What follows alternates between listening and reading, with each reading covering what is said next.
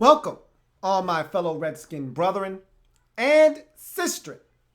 I am your man and resident Redskins fan, Lou.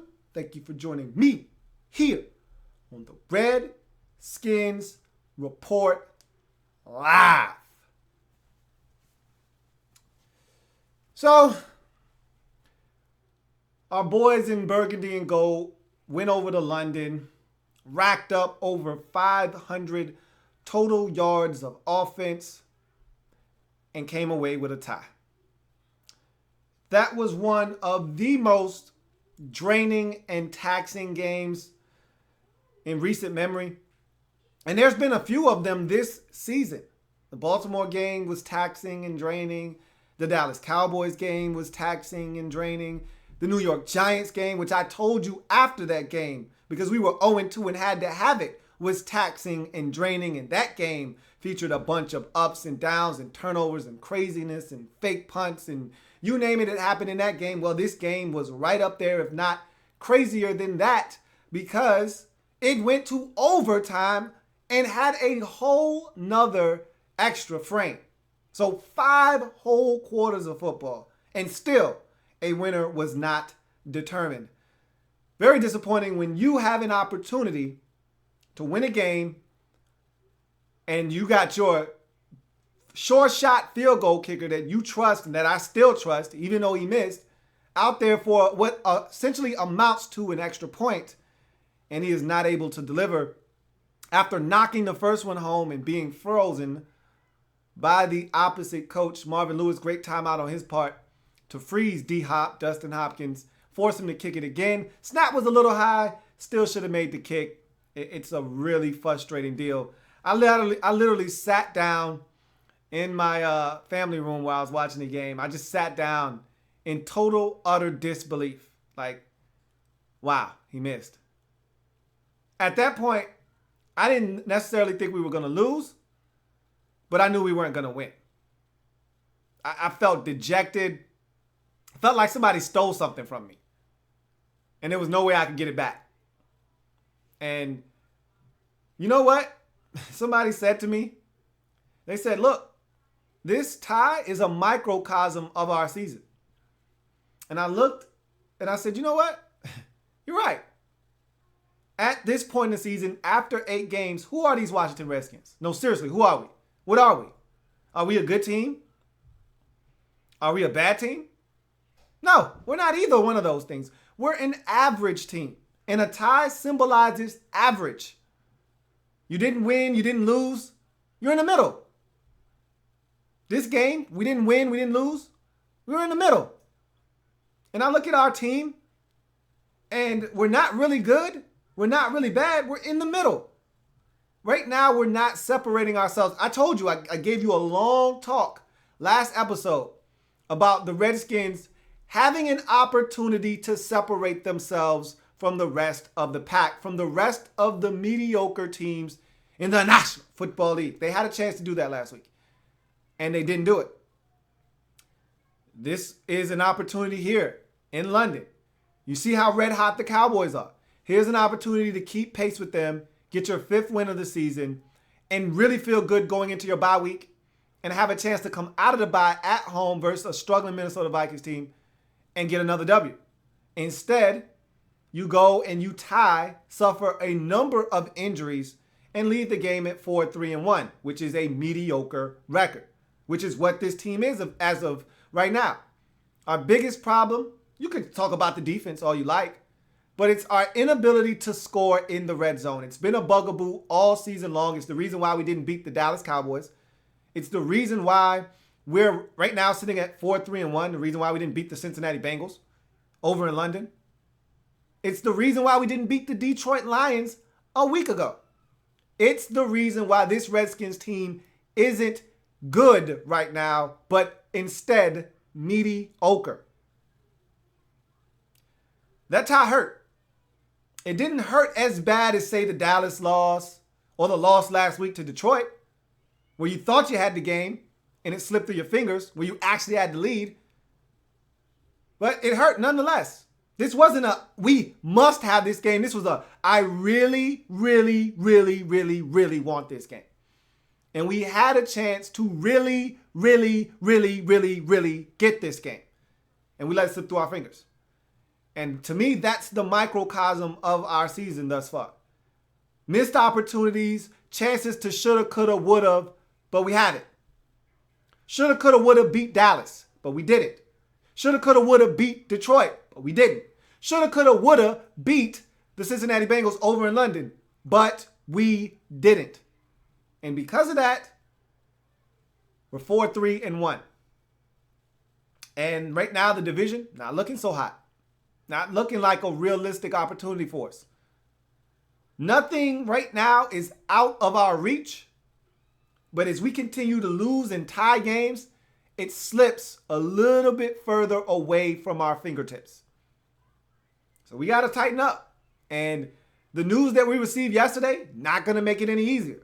All-world left tackle Trent Williams down for the next 4 games due to a suspension for the league's substance abuse policy. Now, didn't actually fail a drug test this time around. That would have gotten him suspended more than 4 games. If you remember, he's already been suspended for 4 games for violating the league's substance abuse policy. So if he had failed another drug test, that would have been a much harsher penalty, more along the lines of 8 to 10 games. So no, he did not fail another drug test, but instead missed and skipped a mandatory drug test, which comes with a penalty of 4 games.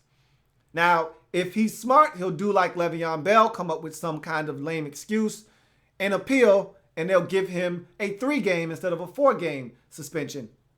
In any event, that stings because he's our best offensive lineman, and it's not even close. You could argue the first, second, or third best player on this entire roster.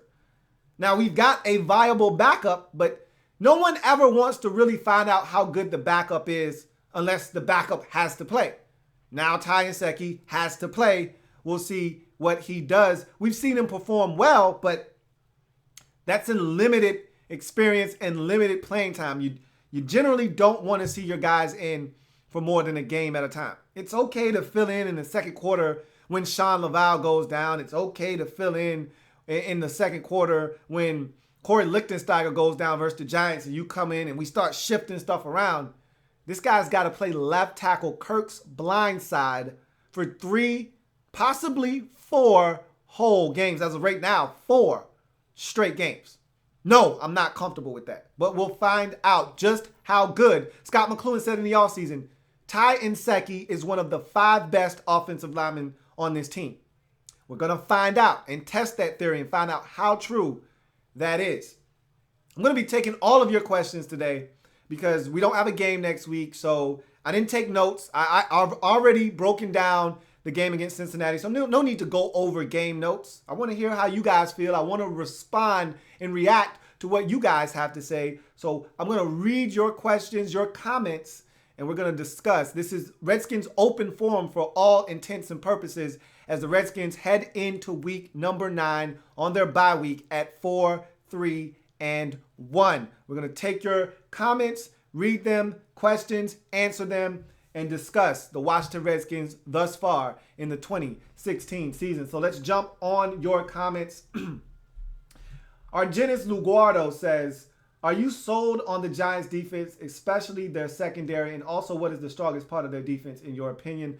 To me, the Giants defense isn't very good in terms of stopping the other team from scoring a ton of points and generating turnovers.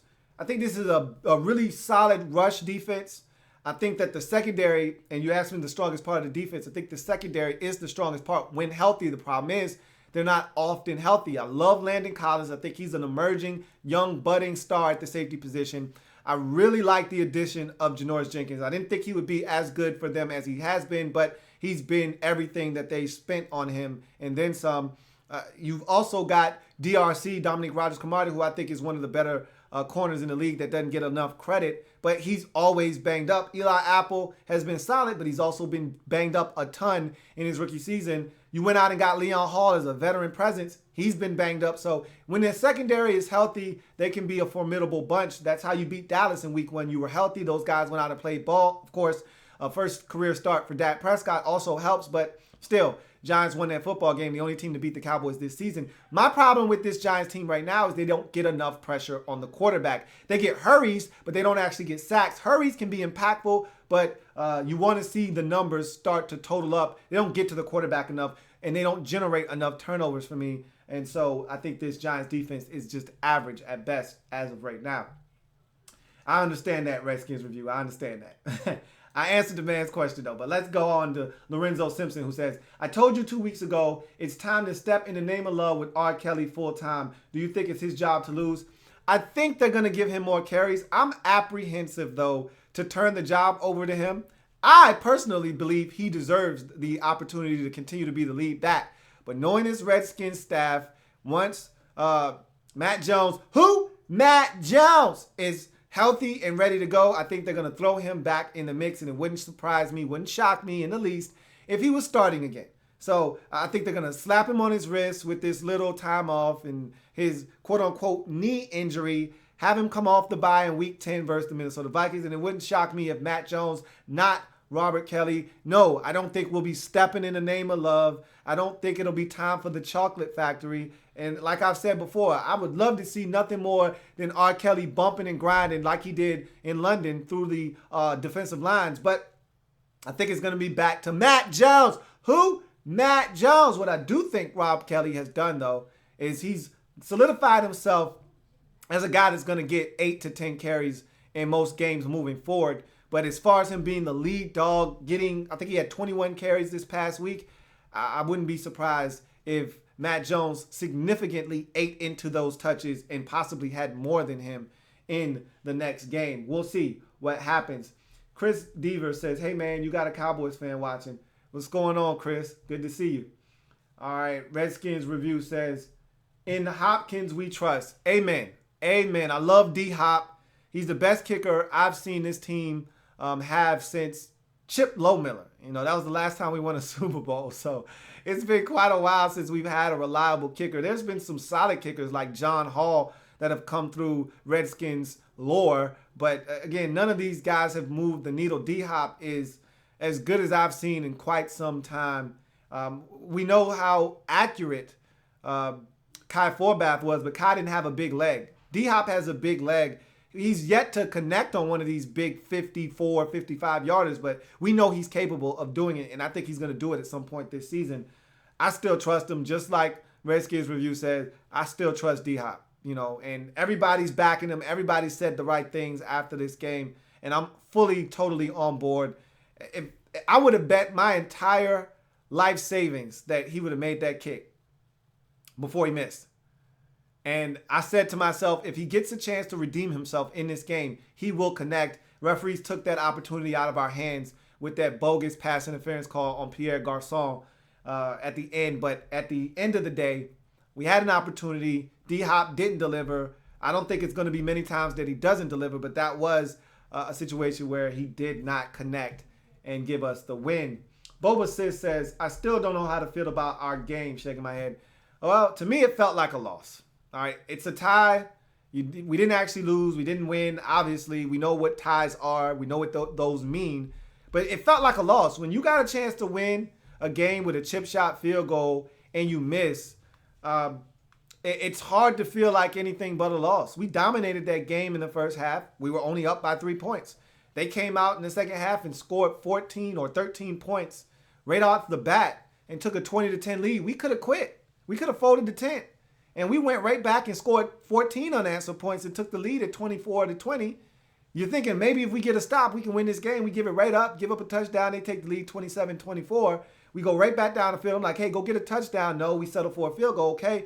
D-Hop ties it up. So that was a clutch kick there. We go to overtime. We get a big stop to send it to overtime as the Bengals were driving down the field. Sua Cravens was blitzing like a madman, helped collapse the pocket a number of times late in the ball game to help us get to overtime. Had opportunities, didn't take full advantage. We finally get down there. Rob Kelly with a big run after a holding penalty on Brandon Sheriff that I did not agree with. But in any event, We get down there after an 18-yard run by Rob Kelly. Kirk then centers the football, and voila, we're in field goal range, 34 yards, right down the middle, just like D-Hop likes it when he kicks his extra points. Right down center street. All he's got to do is line it up and hit it like he's hit it just about every time this season except once. And he did it the first time. Marvin Lewis calls his final timeout, perfectly timed timeout, because he made him kick the football. So he had to do it again. They iced him, and he froze, and we end up with a tie. But I still trust D-Hop, but this game feels like a loss. And I'm not speaking for every Redskins fan when I say it, but it feels like an L. Let's see what we got.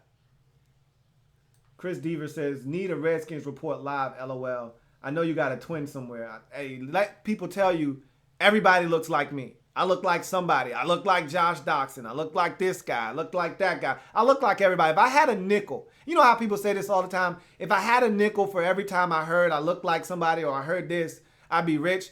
I'd literally be a millionaire by now if I had a nickel. Just a nickel, not a quarter, not a dime, not a dollar, whatever. A nickel. If I had a nickel for every time somebody told me I looked like them or I reminded them of somebody, guess what? I'd be rich. Corey Fitterman says, the story of our season has been missed opportunities. Agreed. And I said as much earlier, but that's essentially the story of our season. Missed opportunity against the Cowboys in week 2. Kirk throws an interception in the end zone. If we score a touchdown there, we win that game. We go up 10 and we win that game, most likely 30-20, maybe 30-27. Either way, we win that game. If we go up 2 scores with under 6 minutes left in the game, we win that game. You fast forward to the Detroit game 2 weeks ago. If we find a way to not fumble at the 1, we win that game. Instead, if the defense can hold Matthew Stafford from going the length of the field in 49 seconds, we win that game. But missed opportunities, we lost the game. 2 fumbles by Matt Jones, 3 fumbles total in that game. We lost the game, missed opportunities. And of course, last week, D-Hop with the big miss, officials with a bunch of bogus calls or non-calls, missed opportunities. So that's been the story of our season right now. Andre Mogul says, I think you guys are right on the brink of being a great team in that division. A great, not good offseason will be pivotal. Hard for me to look at the offseason right now because there's so many games left. Still got 8 whole games, half of the season right in front of us. Love this bye week that splits the season directly in half, gives the guys a chance to recharge the battery. We had a ton of injuries leaving this game. Morgan Moses left with an injury. Niles Paul left with an injury. Deshaun Jackson left with an injury. Will Blackman left with an injury. We don't have Trent Williams moving forward for the next 4 games, possibly. There are a number of guys that are nursing injuries. So we needed this bye week. We needed it in the worst way. So I'm just focused right now on one game at a time. Like I've told you all season long, off season so far away, I can't even see it right now. But yes, an off season that features some shrewd moves, some key decisions on player personnel, who to keep, who not to keep, who to sign, Kirk Cousins, and a really strong draft will be key in the Redskins taking that next step. Jay Moose says, what do you think the number is, 1 priority going to be going into the bye other than injuries? Fixing the red zone woes. To me, look, this defense is what it is. Either we're going to force a couple of turnovers or we're going to give up 27, 30 points. That's what the defense is. We're going to give up over 20 every game just about. We're not good enough defensively. We've been better of late, but it's an inconsistent defense right now. That being said, the offense is where we're going to win games. And if we want to win games, we need to score in the red zone. And just like missed opportunities, you could go ahead and lump the red zone in there as a huge reason why we're 4-3-1 right now and not 5-3 or 6-2 or even 7-1. Because if you think about it, all 3 or 2 out of our 3 losses and this tie, you could all look at them and say we could have won those games. Could it be Dallas? Should it be Dallas? Could it be Detroit? Should it be Detroit? That's 2 of your losses right there. This tie, make a field goal, game's over. Don't kick a field goal in the red zone, game's over. Don't go for it on 4th and 1 in the red zone and not get it. We might win the game. So we got to fix the red zone offense. That's my number 1 priority for this bye week. Figure out better ways, better plays, and ways to get guys in positions to score. Last year was really simple. Trips to one side, Jordan Reed on the backside by himself, slant to Jordan Reed. What's so hard about that? What's so hard about that? If they take the backside slant away, have the other group of receivers running the same concept on the opposite side. Outside receiver in the trips on that bunch side, running a slant, the other guys running clear out routes to the outside. Throw one or the other. Pick one side, work that side. I don't understand why we're making it so hard. Last year was Jordan Reed slant, Jordan Reed back shoulder fade, Pierre Garçon fade. We found ways to get in the end zone. And all of the best red zone teams in the league, guess what they all do? Guess what they all have in common? The ability to run the football into the end zone. We lack that ability. If we're not at the one, we can't run it in.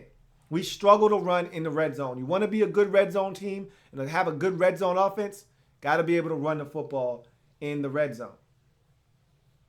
Redskin or Corey Fitterman says, we have the talent to take it to the next level, so why don't we? We need to run more in the red zone.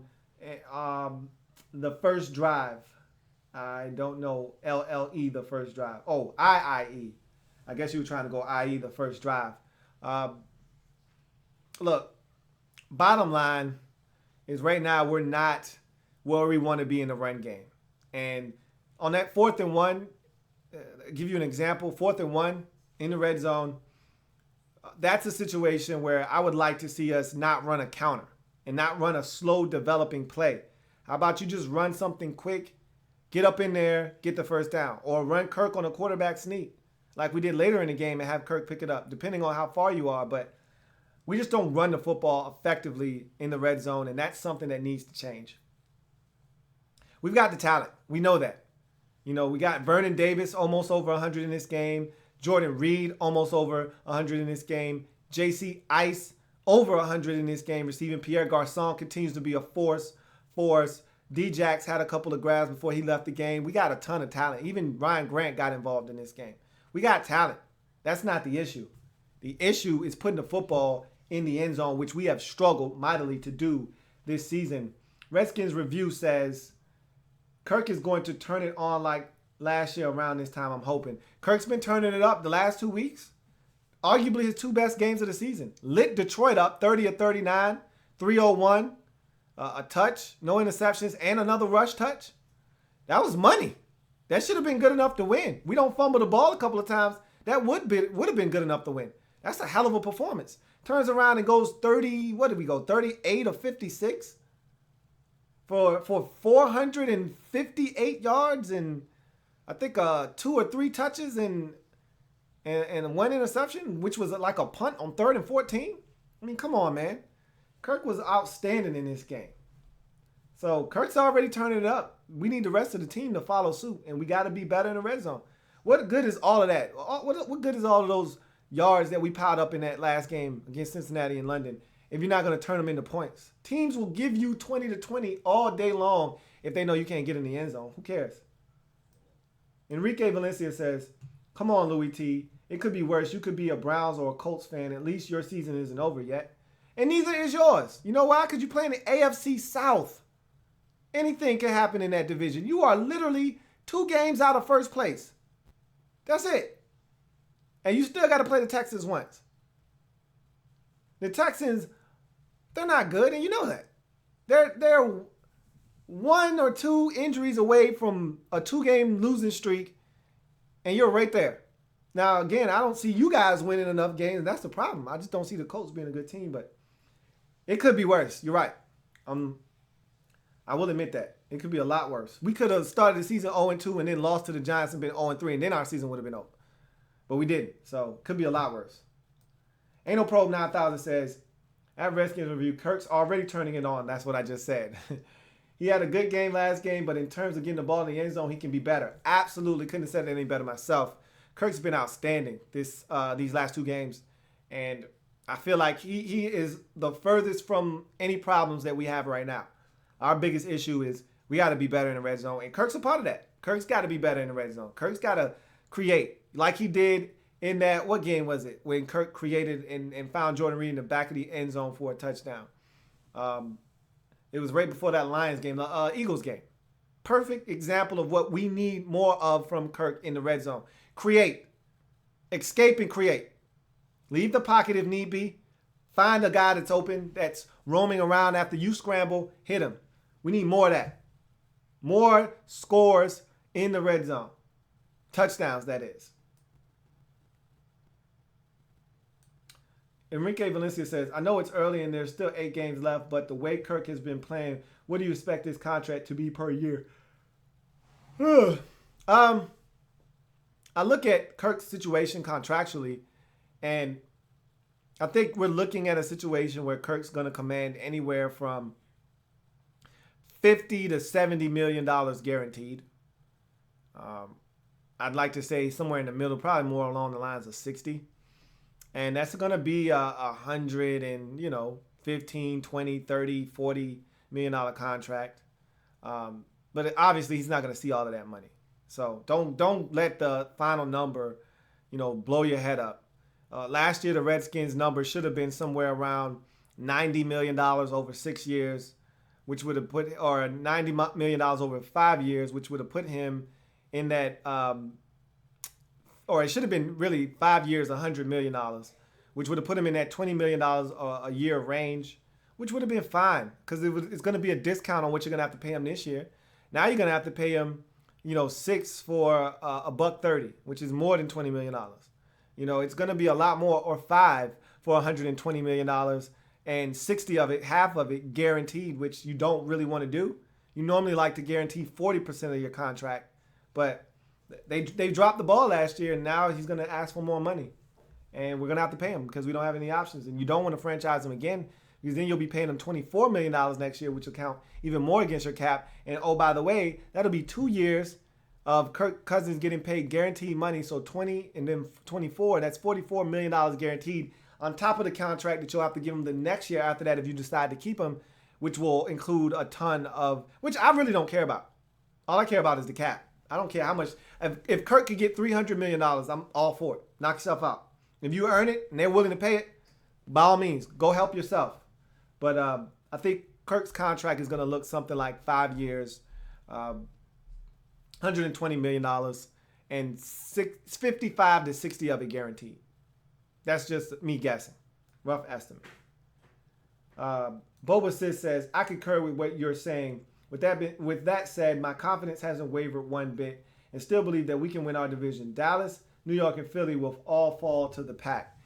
That may be true. I'm not so convinced that Dallas is going to fall back to the pack this time around. I'm not afraid of the Giants nor Philly. We beat both of those teams once already. The Giants, we beat them in their place, so that makes me feel great knowing that we got them once already and it was in their building, so now they got to come to us. Whereas with Philly, they just don't scare me, and we've never really had a problem beating the Eagles, whether it's home or away. We play them well. The Cowboys owe us one, so I hope we can go get that on Thanksgiving, but we need help now. We put ourselves in a position where we don't control our own destiny in this division. We need the Cowboys to lose games, and they've beat some good teams already. They beat the Packers in Green Bay already. So they've still got some tough games. They haven't played the Steelers yet. They haven't played the Vikings yet, but neither have we. We played the Steelers, but we haven't played the Vikings yet. But then we've played the Browns, and they haven't. Then they've played the Bears, and we haven't. So, it kind of balances itself out. But they don't have to play the Arizona Cardinals. They got to play the 49ers. And we got to go to Arizona. You know what I mean? So they don't have to play the Carolina Panthers. And you may think, well, the Panthers stink. Yeah, they may stink, but they're still good enough to beat us.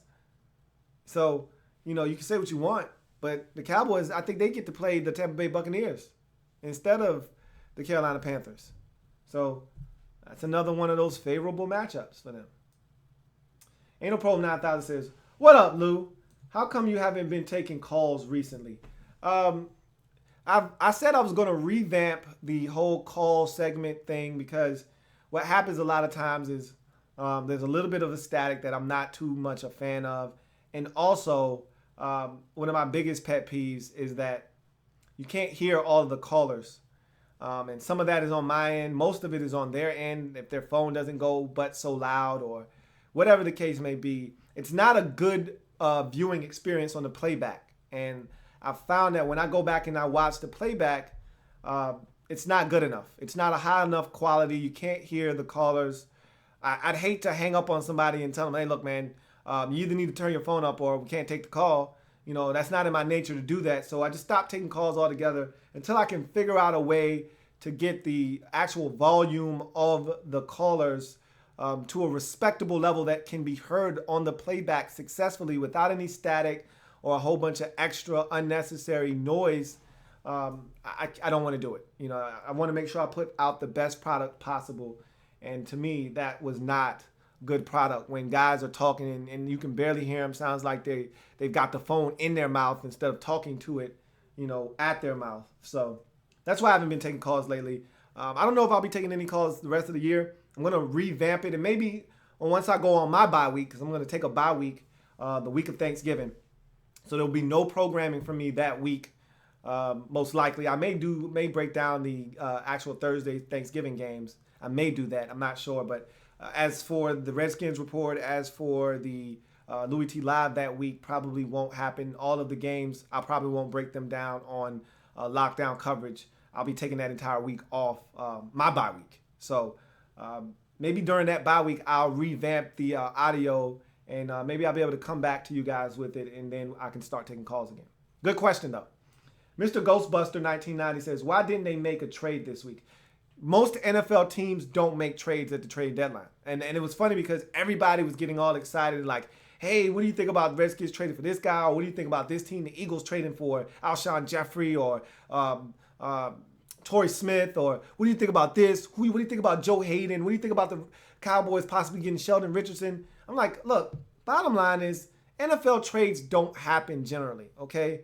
The biggest trade we got this year was the Patriots trading away Jamie Collins for a third-round pick to the Cleveland Browns. And generally, those types of trades don't even go down. So football is unlike baseball and basketball, whose trade deadline actually means something because teams are going to actually part ways with players. With baseball, they have buyers and sellers. If you're a bad team, you're selling your good commodities to teams that are in the pennant race. And so you're going to trade away your good assets on the squad for maybe future assets down the road that are in the farm system. In basketball, same kind of deal, but it doesn't have anything to do with farm system and developing players. It's more about, hey, I got these two guys over here. You need a shooter, and you're trying to make a run to the playoffs. You better come get this shooter, or else you're not going to make the playoffs. And so teams make swaps there and do things. Well, in football, yeah, you may need an offensive tackle, but guess what that other team's asking for? They know you're desperate. That's why you called them. That's why you picked up the phone.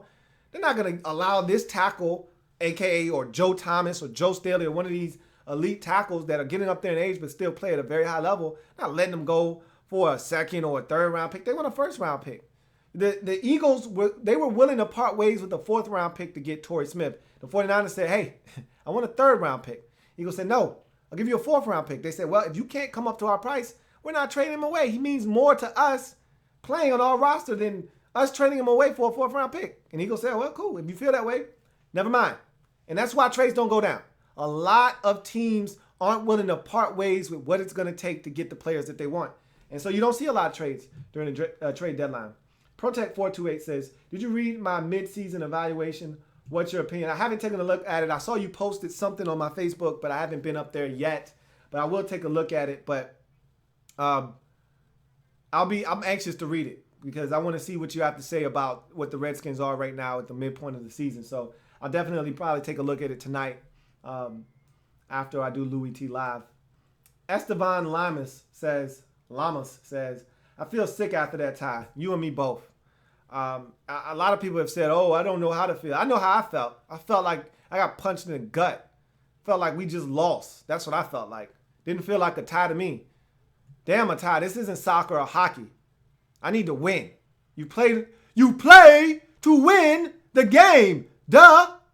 Herman Edwards told me that. Felt like we lost. If you don't win, you lose. So tying feels like a loss to me. Baba Rinde, oh yeah, you told me I could call you BA. BA says, do you think there's turmoil in the organization that is influencing their concept on offense? No, I don't think there's an internal struggle. I think Jay Gruden and Sean McVay are on the same page. There may be some philosophical differences in terms of the run game a little bit because I think they get the input of Bill Callahan in the run game and setting that up for the week. But make no mistake about it. I think Sean McVay and Jay Gruden are on the same page in terms of play calling offensively. They draw up some really good plays. Guys are open a ton. It's just about execution for us. Now, you could argue in the red zone, there's some questionable calls there. But like running Josh Doxson on 18 fade routes in one game. But that wasn't all play calling. That was Kirk seeing the numbers, feeling like he had a great matchup one-on-one and checking from a run to a pass. So you never really know. So I hate really judging play calling because you just really never know. You don't know what looks that you think the Redskins feel like they're going to get. And then if they don't get that look, oops, bad play call. Or, it was a run at the line of scrimmage. Kirk cans it. You always hear Kirk go, can. They call 2 plays in the huddle. The first one might be a run to the left and the second one might be a run to the right. And he gets to the line of scrimmage and they're overloading the left side. So he goes, can. And now it becomes a run to the left or the right. They could have a run play or a pass play. It could be a run play to the left.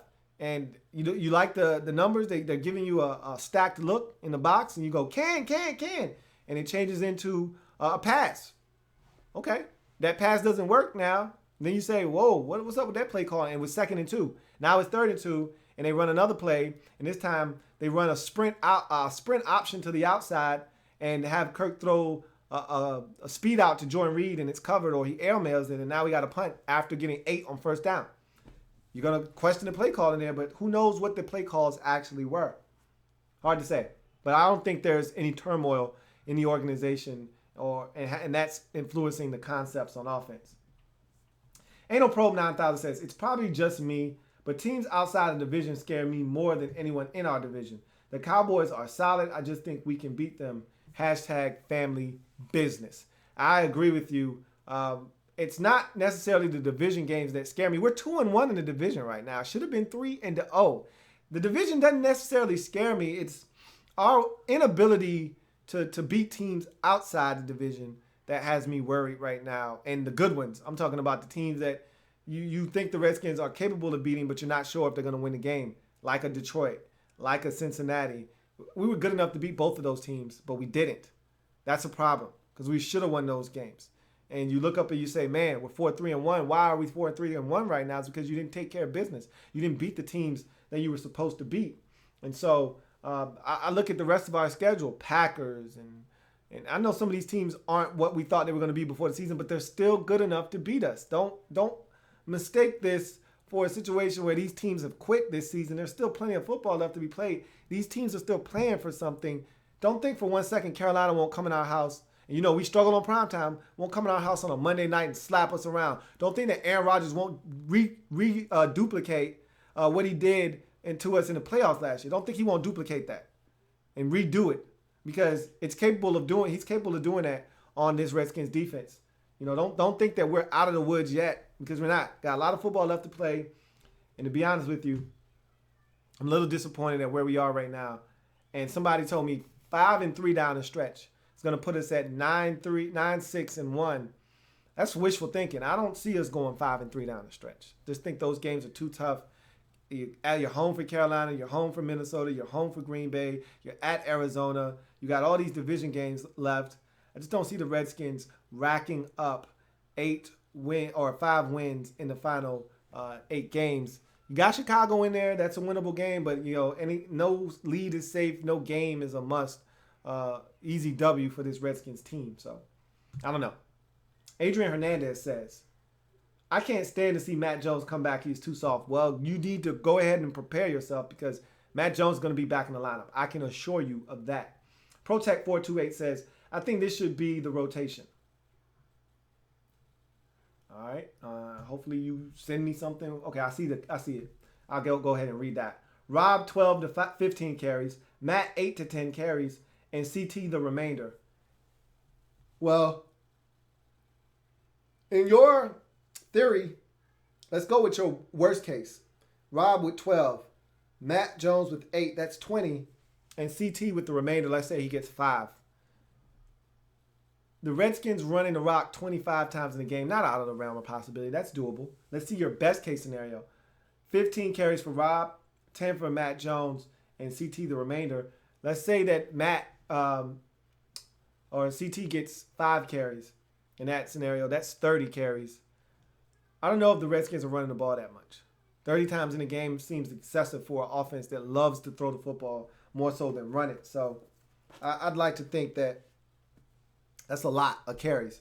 But I agree. Rob should be getting the lion's share of the carries, whatever that number ends up being. However they divvy it up, if they run it 25 times, and Rob Kelly should get that about 12 to 15 times. I agree.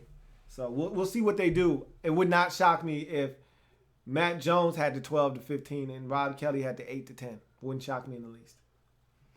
BA says, I think the Skins O-line is underrated. Very, very underrated. This is a really good Washington Redskins offensive line. I think they're the second best offensive line in the league, right behind the Dallas Cowboys, if you ask me. The only difference is Cowboys pushing people around, running the rock at will. Redskins not necessarily doing that, but their pass pro is on point. And so I think the Redskins offensive line a lot better than people are giving them credit for. Corey Fitterman says, D-Hop is not the reason we lost. We had plenty of opportunities to win that game. And fully support Hopkins. Look, make no mistake about it. We had plenty of opportunities, but we could have erased all of those missed opportunities with one play. And that's the D-Hop field goal. He makes that field goal, we win this game. We could talk about all the opportunities missed, all the plays that didn't happen, all the plays that should have happened. But if we win, we're rejoicing at 5-3, and we've got a different tone of voice, and things that we're saying are a little different. But when you tie the game, that's when you have an issue with D-Hop missing. I'm going to put it right in his lap. It's not the reason we lost, but it's a big part of the reason why we lost.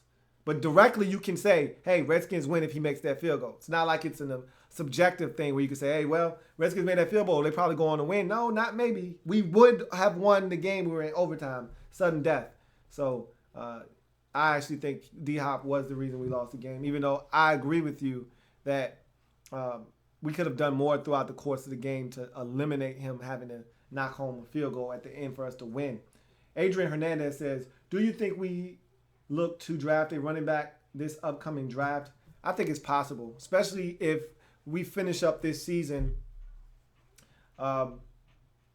with inconsistent play at the running back position. If Robert Kelly isn't a dynamic back, which I don't think he is, I think he's a really good back. I think he's a better running back than Matt Jones. Who? Matt Jones! I think he's a better running back than him, but I don't think there's anyone dynamic in our backfield other than Chris Thompson. So, yes, I think that might be a position that the Redskins are going to look at this season in the draft. America's Last says, at the end of the game, shouldn't have Jay let Dustin try a 65-yarder instead of those trash Hail Marys? No, because here's the reason why you don't do that. You don't do that because D-Hop had already missed in the game from 55. As you can see, I'm very tired. It's been a long week. But he's already missed from 55 in the game. What makes you think he's going to hit it? And he was short. It's not like he had the distance and lacked the accuracy. He was short by about 3 yards. And even though I heard he towed that one, meaning he got up under the ball instead of hitting it flush, 65 would have been an NFL record. He wasn't going to make that. I didn't have a problem with the Hail Mary. I had a problem with the execution of the Hail Mary. You don't roll out to your left across your body. You roll out to the right where you can stop, set up shop, plant, and throw. Thought that was really poor on Kirk's part. All of his blocking was to the right. He panics and flushes to the left and gets hit while he's trying to throw the football down the field. Ain't No Probe 9000 says, want to hear something funny? There are still some Skins fans on Bleacher Report that actually want Scott McCloughan fired. LOL when that one has been making us better. LOL when he's the one that's been making us better. Agreed. I mean, if you want Scott McCloughan gone, then you don't understand where this roster was before he got here. That's essentially what that is. America's Last says, why do we hate to go down 20 points? Why do we have to go down 20 points for the offense to play well? I don't know. We weren't down 20, we were down 10, but bottom line is, why do we have to wait until we're down 10 to ratchet it up? If we would have jumped on those boys early and ran away with them, they would have quit and we would have had that game. But instead, We gave them life, and they took advantage of it. And they got back in the game, and they took the lead, and they had it for much of the second half. ProTech428 says, do you think Jamison Crowder, a.k.a. JC Ice, will continue to be our number one wide receiver, or will Djax reemerge? I think Kirk is most comfortable with Jordan Reed, and Jamison Crowder. I think those are his two go-to guys, JC Ice and Jordan Reed. When those guys aren't in the game, you see a dramatic difference in the way our offense functions. Vernon Davis has been huge this season as well. I just don't see Djax having the type of impact he had last year because teams realize, look, we don't have to focus on anybody else. If we take Djax away, and that limits their ability to push the football down the field. They want chunk plays. We're one of those teams that methodically drives the football. 50 yards on a 8-yard drive, 75 yards on a 10-play drive, 80 yards on a 12-play drive. We're that kind of team. We're not the type of team that gets a bunch of chunk plays. We got it on that one possession when we were down 20-10 and had to have it in the worst way. 5 plays, 91 yards, and we're in the end zone. So that was promising, but I don't think we have a big play offense, and I don't think Djax is going to reemerge as our number one. We'll see. Anal Pro 9000 says, with the remaining teams we have left to play, not looking too far forward, I still feel confident in this season. Too optimistic, possibly. I'm not going to call you too optimistic because I feel like we can beat just about anybody in this league. And when we used to do our parties,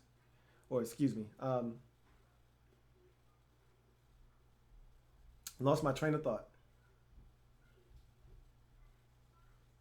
I feel like this. I just totally forgot what I was about to say. I totally feel like this. We can do what we allow ourselves to do this season. This is everything. Jay Gruden said it perfectly. Everything is right in front of us if we want it. We're 4-3-1. The wild card is right there in front of us. No team in the NFC outside of Green Bay is ahead of us in the wild card. We're right there. The division is still right there. It's a possibility. I mean, we still need a lot of things to fall in our favor, but we can have that if we want it. But we got to play better. It's really simple. It's cut and dry. Nobody on our schedule scares me. I'm not afraid of any team we have left to play. I'm not afraid of going to Arizona. I'm not afraid of Green Bay coming to our house. I'm not afraid of Carolina coming to our house. I'm not afraid of Minnesota coming to our house. I'm not afraid of going to Soldier Field and playing the Bears. I'm not afraid of going to Philadelphia. I'm not afraid of going to Dallas on Thanksgiving. And I'm not afraid of the Giants coming there. That's our final 8 games. None of those teams scare me. We can beat every single one of them. Problem is, we can't make the same mistakes we made in the first half of the season, or else we'll finish the season the same way we finished up this first half of the season, with a loss or a tie. Okay? Right now, we're a mediocre team. We're average at best. In order to make the playoffs, we're going to have to be above average. That means we're going to have to win 5 games or more. 9-6-1 might get us a wild card berth. All right? Anything less than that, and we probably won't make it. You might be able to sneak in the back door with 8-7-1. But again, I'm tired. I told you, I'm tired of sneaking in the back door. If we can't beat the teams that we need to beat, we need to start establishing ourselves as more than just a mediocre team. If we want to be mediocre, beat the Bears, beat a bad Panthers team if they're not playing well by the time we get to them, beat the Giants and the Eagles, lose to the Cowboys a second time, and win 3 or 4 games in the second half of the season, but lose to the Green Bay Packers, who's a good team, lose to the Minnesota Vikings, who is a good team, lose to the Arizona Cardinals, who may or may not be a good team at that point, but they're going to be at home, so it's going to be a tough win, and lose to the Dallas Cowboys, who's a really good team right now.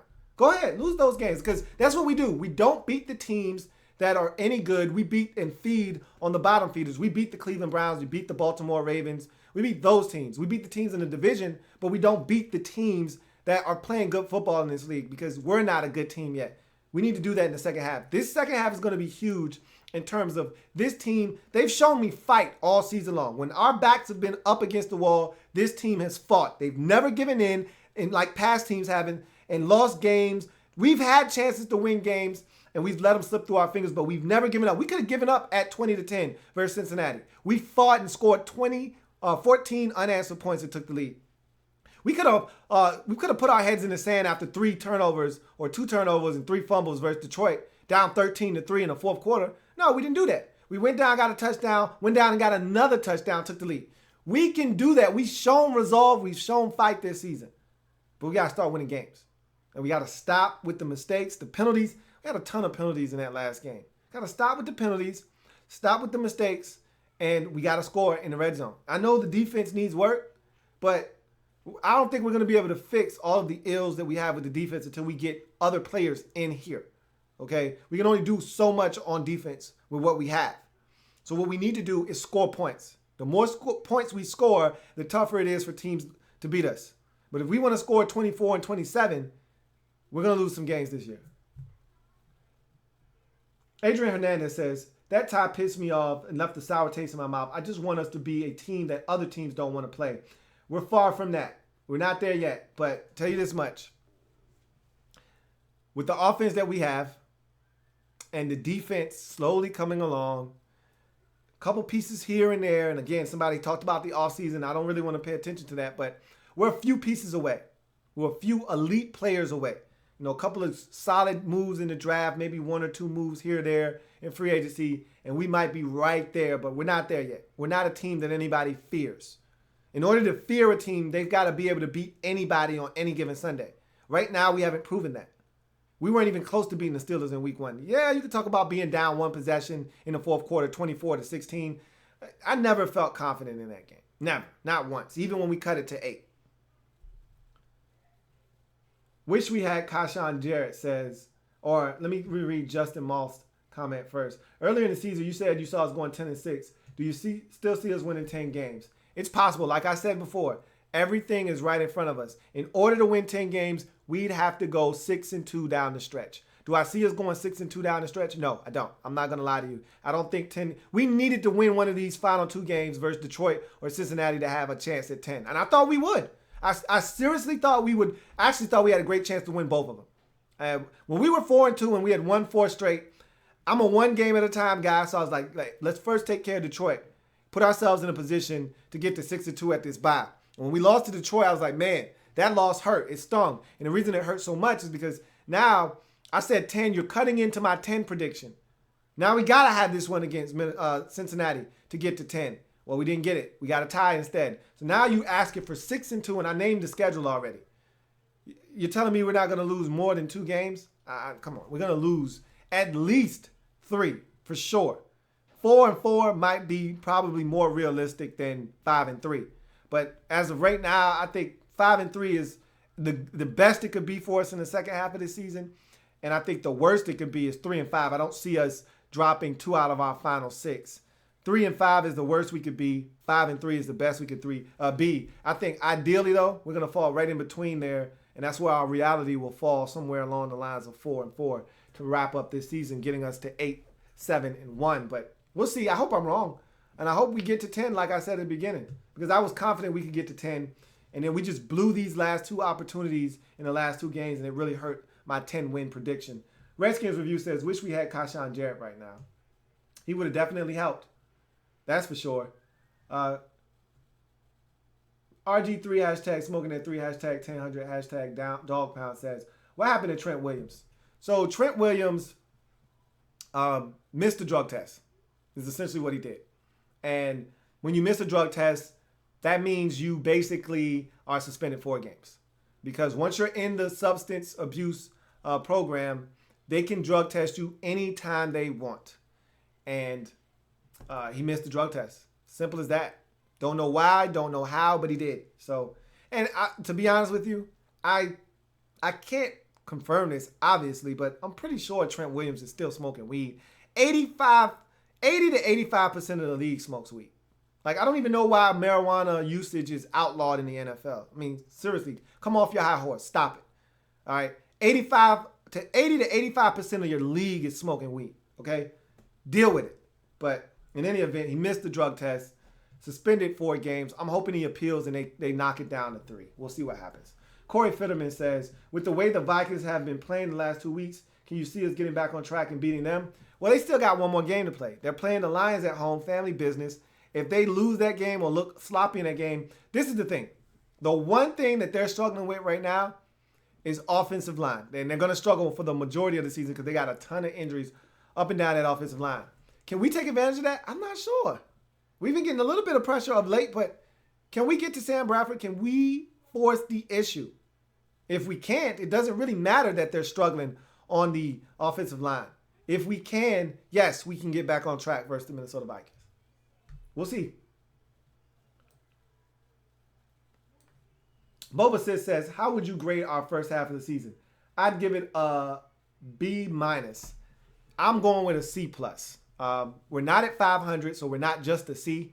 We're barely above 500 at 4-3-1. So it's a C+.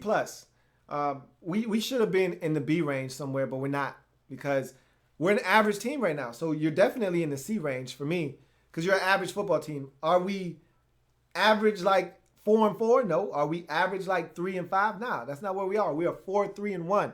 So I think that gives you that C+ feel, but we've had opportunities. That's probably the most frustrating part about this first half of the season for us is that a play made here, a play made there in the Dallas and the Detroit game, and we win those games.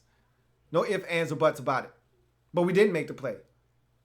Same thing can be said about the Cincinnati game. You make a play at the end with Dustin Hopkins, and we win the game. And because we've dropped the ball in those situations, now you face a situation here where we got to play some exceptional football in the second half of the season just to try to get in. Not to win the division, but just to try to get in as a wild card. NFC conference as a whole, wide open. There are no dominant teams. The Cowboys are the closest thing we have to a dominant team. But there are no dominant teams that you're like, okay, I know for a fact if they don't win the division, they're getting a wild card. The only team you can say that about right now is the Green Bay Packers. And hell, they're 4-3 right now. It's not like they're 6-2 or 5-2.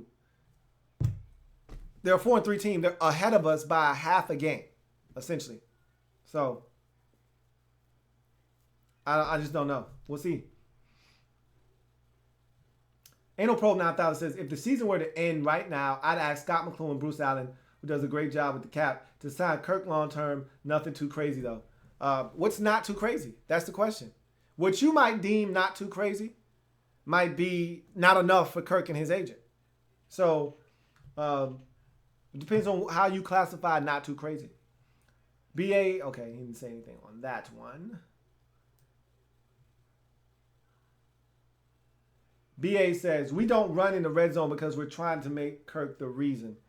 I don't know if I believe that, but I told you how I've said this before. I don't know if I actually said it on this program, but this is what I've said. Offensive coordinators have egos just like we all do. Just like the players have egos and they want touchdowns and they want to be the big man on campus and they want to be the guy making the plays. Coaches have egos too. And offensive coordinators aren't immune to that. Who gets the most props in the league? It's not the offensive line coach. The Cowboys had their offensive line coach poached from them by us. Bill Callahan came from Dallas. Most dominant offensive line we've seen in quite some time. Callahan was the orchestrator of that. Did he get a head coaching job again? Did he get promoted to offensive coordinator? No. He got a lateral movement job that paid him more in Washington from the Redskins. You know why? Because the run game isn't glamorous. You don't hear offensive coordinators getting a new job as a head coach off of running the football. Oh, this guy got the most dynamic and complex run game in the league, which is Mike Shula, or was Mike Shula last year with the Carolina Panthers. Did he get a head coaching job? No, because people don't recognize the run game. People recognize a passing attack, a passing game. Who are all your hot offensive coordinators that get jobs like Adam Gase? Guys that do things in the passing game. Why does everybody want Josh McDaniels from New England outside of working with Tom Brady? Because he's a pass-happy coach. He can scheme it up to throw the football. That's what this league is about. It's a passing league, and coordinators want to be recognized. And when you want to be recognized, you throw the football. because everybody can point and say, hey, that coordinator is outstanding. Look at this play. You rarely hear that off of a run. So they have egos too, and they're looking to do some things to elevate their stock, and a lot of times, it's through the passing game. Gregory Lightbody says, do you think Josh Doxson will ever come back this season? Nah, I think he's done. I think he's on the shelf. Wouldn't be shocked if we didn't see number 18 again this season. Protect428 says, can we run more zone read in the red zone, more play action on third and fourth in short situations? Would that help? I think the zone read option, whatever you want to call it, is a play that we run a lot. It's just that if that end doesn't crash down, Kirk isn't going to take it. But we saw it on a number of occasions last year against Chicago for a touchdown, against Tampa for a touchdown. We saw it against the Lions for a touchdown. They run read option more than you know. It's just that end stays at home. Kirk is going to give it to that back every time. So I think we could run a little bit more, but I think we've run it well when we've tried it and executed. But third and fourth down, short yardage situations, more play action fake, he says. Do I think that will help? Possibly. In order to get them to sell out on play action fake, you got to be able to run it effectively, or else those fakes are useless. But I think on third and fourth and short, I'd love to see them boot to Jordan Reed. I'd love to see them boot to Niles Paul. Do something creative. But I'd like to see us, honestly, you want me to tell you the play I'd like to see us run more of? Screens. Can I get more screens in my diet, please? I would love that. Instead of it being third and 18 and that being the only time you decide it's a good idea to throw Jamison Crowder a screen or, a hitch, how about you do it on first down, 1st and 10 with Chris Thompson as a running back out of the backfield? It doesn't hurt to run a screen every now and again, catch a team off guard. The Lions did it to us 18 times, and every time Golden Tate caught a hitch or a screen, he picked up 24 yards, it seemed like. I'd love to see us run more screens. We just don't seem to do that enough. Abraham Lopez says, how beneficial is it for young rooks to go up against top-tier opponents? Atlanta's defense looks bad on paper, but the young squad has held its ground on defense and versus top wide receivers and quarterbacks. It's not the worst thing in the world for them to go up against the best in the league, but it's not great either because they're young, and when you're young, you need confidence. And your confidence can be shaken very easily. So if you go out and you play against Matt Ryan, and I know that's your quarterback, but I'm just throwing him out there right now. Matt Ryan and Julio Jones, and you're the Carolina Panthers, and you give up 300 yards receiving to Julio Jones, and one, if not both of your rookie corners get baptized in that game, is that going to give them elite confidence, or is that going to take the little bit of confidence that they had and shake it up? You tell me. If I get 300 put on my head by an elite quarterback and wide receiver, is that going to help my confidence? Are you going to say, well, I gave up 300 yards today. I feel good about that because it was against Julio Jones. Hell no. You're going to feel like crap. So bottom line is you want these guys going out there and playing well, and you would like the competition to be stiff, but at the end of the day, you just want to build confidence. And if that means playing inferior competition and lighting them up and shutting them down, so be it. But you don't want guys out there against elite competition and getting worked over. I mean, Julio Jones was in this last game, or A.J. Green was in the game against Quentin Dunbar, one of our young corners. Only his second year playing the cornerback position. And A.J. Green was baptizing them. And every time he was out there, I think it was 3 plays in a row, they threw the football to A.J. Green and got completions. And we quickly said, hey, Josh, I know you got a little bit of a cramp. You got hurt and come back in the game. They are killing. They are roasting Q-Bar out there. You don't want your young boy out there getting roasted by one of the best in the league. It's not going to help his confidence.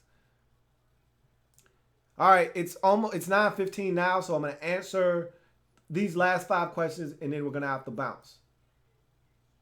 So let me get to these last 5 questions.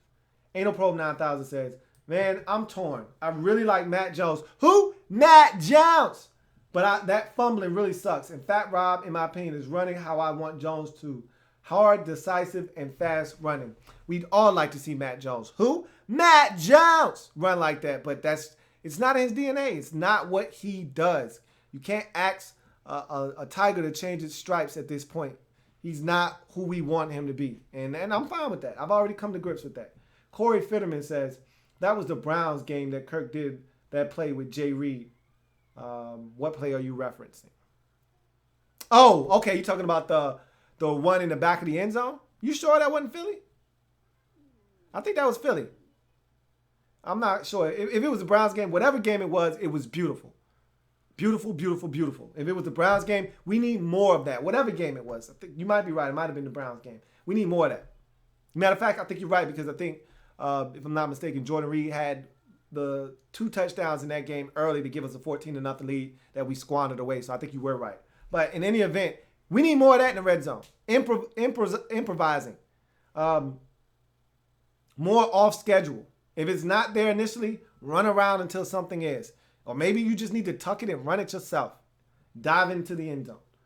Andre Mogul says, what do you think the cause of our red zone woes are? I think it's an inability to run the football. That's number one. Number two, I think we get too cute in the red zone. I think we get too cute. I'll give you an example. We're playing Cincinnati. Earlier in the game, we run a slip screen to Jamison Crowder on 3rd and 18, and we get like 15 or whatever. All right. Or no, it was a great tackle by the cornerback, I think. Okay.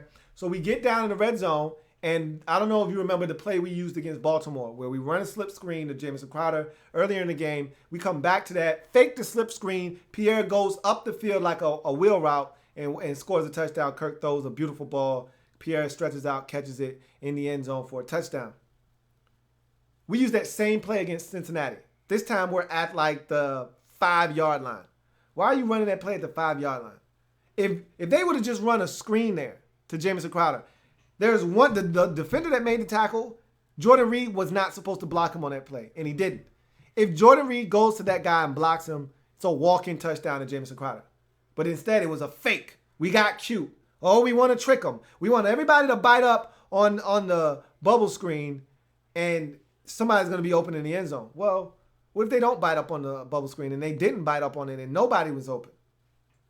And that's my problem, is that we get too cute in the red zone. All right.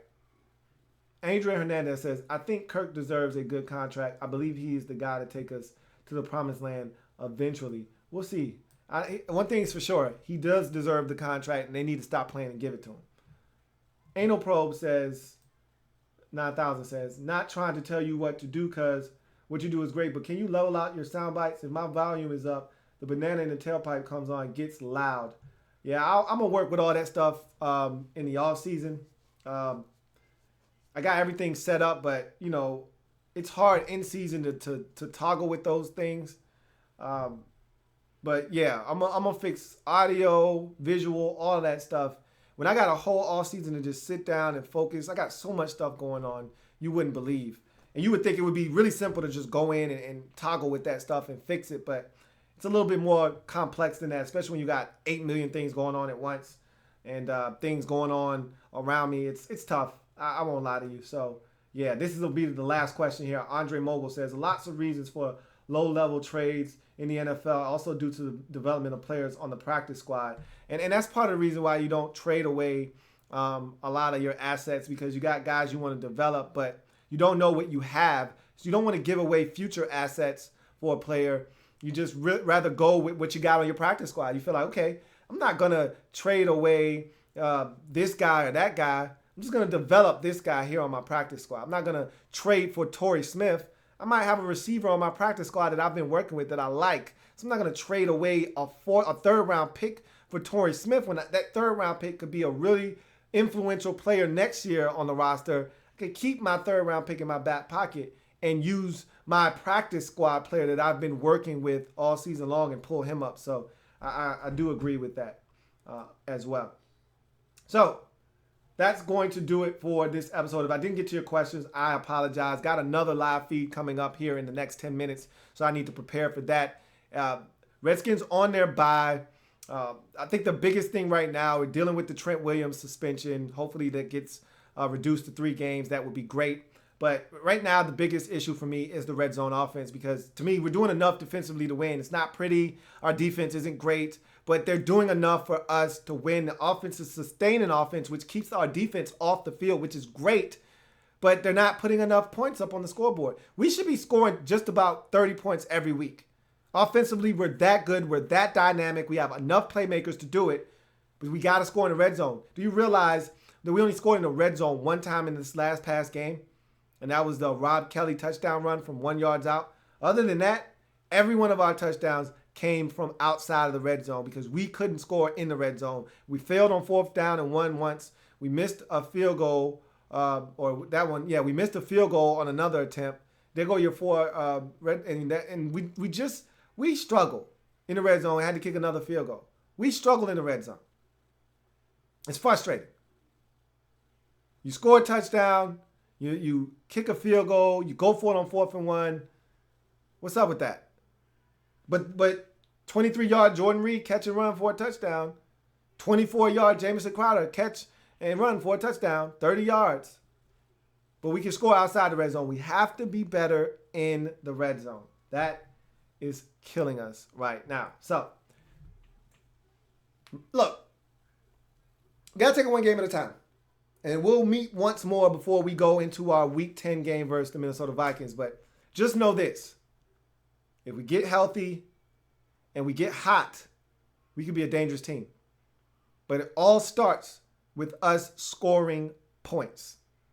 If we don't do that better, forget about any extra bonus football for this Washington Redskins team in 2016. They've got 1 week to figure out how to start putting points up in the red zone.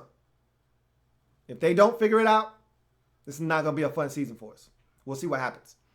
I am a Redskins fan, etched in burgundy and gold. My Redskins spirit will never die. Redskins spirit will never fold. Until we meet again, hail to our beloved Redskins. We need to rest up. As a fan, we've had a bunch of nail biters. Your heart has probably been beating out of your chest a couple of times, blood pressure a little elevated. This is the week where all that gets to come back down to normal level. And then prepare yourself for a hell of a back end of the season. It's going to be another bumpy ride, but I got a feeling that the young boys out in D.C., in Ashburn, about to turn it up. All right? I think we're in for some good stuff. I'm really confident that we can be much better in the second half of the season than we were in the first half. I know one thing's for sure. These boys won't quit. They don't know the definition of that word. And I feel good about that, knowing that these boys are going to give it all they got each and every single week and give us a chance to win. So that's going to do it for me here on this program. I thank you guys for joining me. Until next time, I'm your man, Louie T, signing off. Hail to our beloved Washington Redskins. See you next time.